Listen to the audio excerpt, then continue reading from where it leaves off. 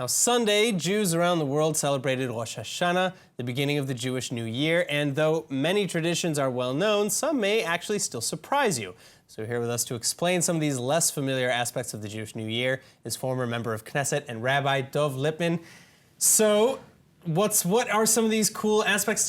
First of all, how was your Chag? It was really wonderful. It was really nice to take a break where we're living in a political crazy time, just to be able to focus on family and spirituality was really wonderful. But okay, yeah, tell us, what is the meaning of Rosh Hashanah to the Jewish people? So it's interesting, I grew up in the United States, and New Year's was this big time for partying and countdowns. It's really not that way here. You do feel New Year all around the country, and everyone's wishing each other Shana Tova, but it's more of a somber time of, on the one hand, reflecting over what has been accomplished or is lacking from the past year, and there's a standard saying here of leaving behind the bad things from the previous year, and now it's time to start a good year. So it's a time of reflection, a time of working on unity for sure, and also, as you see the picture, shofar, crowning God as the king and heralding in a new spiritual year.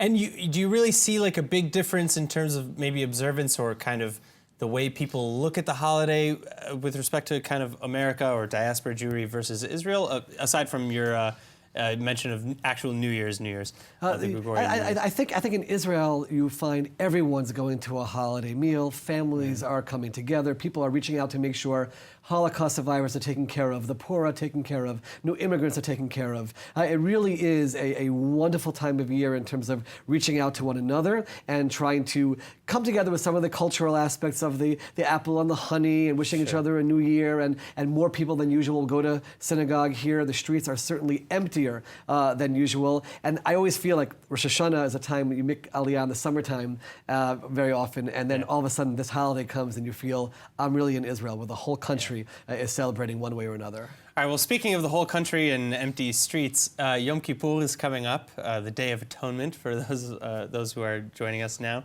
And that has a lot of kind of meaning, obviously, coming from Yom Kippur, or from Rosh Hashanah. Tell us a little bit about that. Well, first of all, just on the spiritual level, Rosh Hashanah is sort of crowning God as king, and overwhelming majority of Israel believes in God, putting aside religious practice. And then the second step is, now that God's our king, it's time to atone for that which we've done wrong, which everyone can understand in their own way.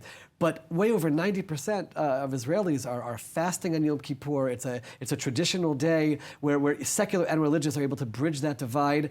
Yom Kippur night, you will have synagogues throughout Israel filled with people saying the same prayers. That's the most amazing thing. After it's all said and done, we have all of our disagreements, but that's an atonement as well, that we come together, we pray together, we sing together, the streets are quiet, as everyone has at least one day in the year to be reflective and spiritual and try to atone for those things which they've done wrong.